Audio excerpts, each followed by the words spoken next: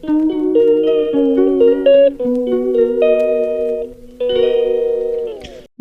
স্রোত চ্যানেল থেকে সবাইকে জানাই আমার প্রণাম, প্রীতি ও শুভেচ্ছা। আশা করি সবাই ভালো আছেন। আজকে আরেকটা নতুন গল্প আস্বাদন করব। রাধে রাধে। পুতনা রাক্ষসীকে ভগবান শ্রীকৃষ্ণ কিভাবে হত্যা করেছিলেন সে নিয়ে আজকে আমরা একটা গল্প আস্বাদন করব। তাহলে চলুন, রাধে রাধে। একদিন কংস পুতনা নামে এক রাক্ষসীকে পাঠিয়েছিলেন ভগবান শ্রীকৃষ্ণকে হত্যা করার জন্য। সেই রাক্ষসী শিশুদের হত্যা করা তার কাজ ছিল। কংসের আদেশে যে নগর, গ্রাম, ব্রজগোপ বালকদের বসতি ইত্যাদি স্থানে শিশুদের হত্যা করে ঘুরে বেড়াচ্ছিল। যাই হোক, সেই পুতনার আকাশপথে গমন এবং ইচ্ছামতো রূপ ধারণ করার ক্ষমতাও ছিল। সে একদিন এইভাবে নন্দ মহারাজের গোকুলে এসে মায়া বলে এক সুন্দরী যুবতীর রূপ ধারণ করে সেখানে প্রবেশ করলো। বড়ই মনোহর রূপ ছিল তার। তার বেনিতে ছিল মল্লিকা ফুলের মালা আর পরিধানে সুদৃশ্য বস্ত্র। কানে কুণ্ডলও দুলছিল। মধুর হাসি ও কটাক্ষযুক্ত দৃষ্টিপাতে সে ব্রজবাসীগণের মন হরণ করেছিল। হাতে পদ্ম নিয়ে সে রূপবতী রমণীকে আসতে দেখে গোপীরা ভাবছিলেন বুঝি স্বয়ং লক্ষ্মী দেবী তার নিজের পতিকে দর্শন করার জন্য এসছেন। কিন্তু ভগবান শ্রীকৃষ্ণই তো জানেন এ আসলে রাক্ষসী না, শ্রীমতী লক্ষ্মী দেবী। এ ধাত্রীর বেশ ধরে এসছে, সুতরাং একে বধ করা উচিত নয়। কিন্তু তাহলে এ আরো অনেক গোপ শিশুকে হত্যা করবে, সুতরাং এর এই বেশ না দেখেই একে হত্যা করতে হবে। এই ভেবে ভগবান শ্রীকৃষ্ণ পুতনা তার ভয়ানক রূপ গোপন করে রাক্ষসী মায়ায় সুন্দরী রমণী বেশে এসেছিল। কিন্তু ভগবানের দৃষ্টিপাত মাত্রই সেই মায়া নিষ্ফল হয়ে যাবে এবং তার প্রকৃত ভয়ঙ্কর রূপটা যে সেটা সামনে চলে আসবে।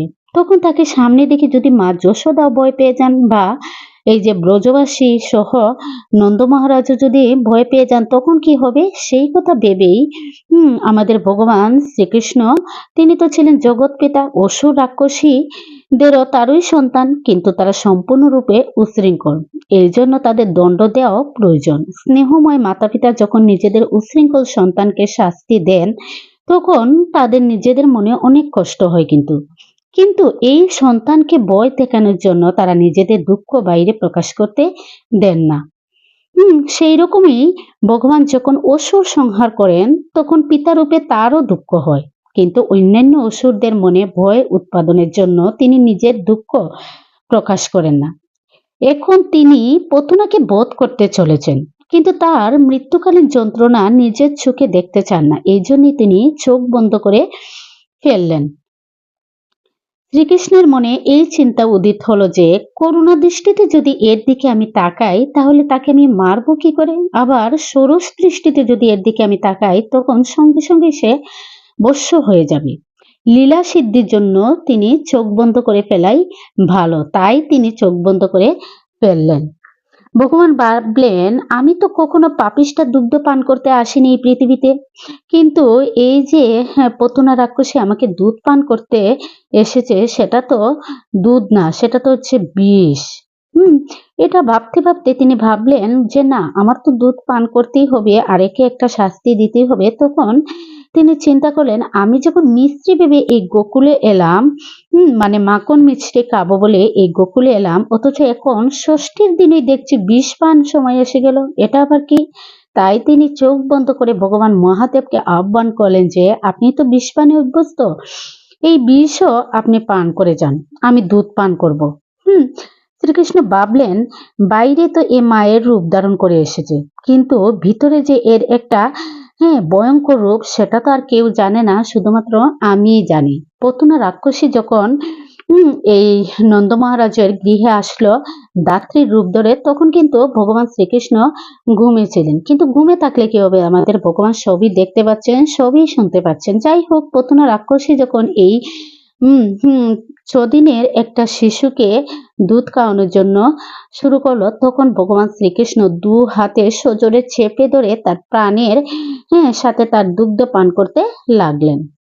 আর পুতনা রাক্ষসী তখন অসহনীয় যন্ত্রণা অনুভব করছিল আর চিৎকার দিয়ে উঠলে বলল, আমাকে ছেড়ে দে, ছেড়ে দে, আর করব না বাবা, আমি এক্ষুনি চলে যাব তোর কাছ থেকে।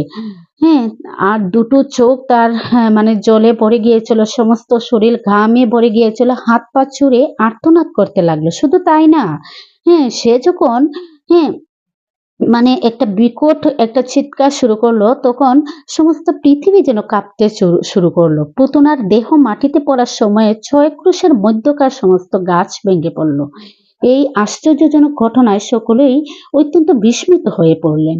হুম, পুতনার এই উৎকট চিৎকার শুনে গোপী সহ গোপীগণের সব মানে যত ব্রজবাসীরা ছিলেন, নন্দ মহারাজ, মাতা যশোদা সবাই চলে আসলেন এই বাহিরে। এসে দেখলেন আমাদের ভগবান শ্রীকৃষ্ণ এই পতুনা রাক্ষসীকে হত্যা করে তার বুকের উপর কি সুন্দর দাঁড়িয়ে হাসছেন।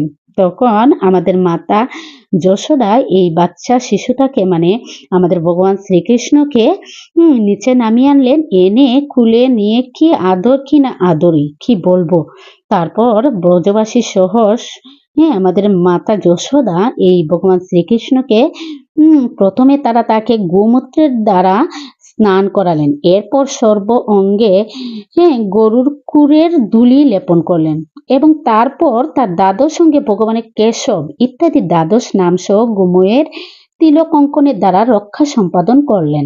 এইভাবে মাতা যশোদা আমাদের ভগবান শ্রীকৃষ্ণকে শুদ্ধ করেছিলেন এই পুতনা রাক্ষসীর হাত থেকে রক্ষা করে আনার পর। তখন ভগবান শ্রীকৃষ্ণ ভাবলেন, মেরে তো এসছেন ঠিক আছে, কিন্তু মনে মনে ভাবছেন আমি তো স্তন্যপায়ী শিশু, স্তন্যপানই আমার বেঁচে থাকার উপায়। তুমিও নিজেই আমার মুখে তোমার স্তন দান করেছ, আমিও তা পান করেছি। এখন এর ফলে যদি তুমি মারা যাও তো তুমি নিজেই বলো, এতে আমার কি দোষ? এই হচ্ছেন আমাদের কৃষ্ণ। কেননা আমাদের কৃষ্ণের মনে অনেক ভালোবাসা রয়েছে। কাজেই এই গল্পটা আপনাদের কেমন লাগলো? যদি ভালো লাগে থাকে তাহলে প্লিজ আমার চ্যানেলটা সাবস্ক্রাইব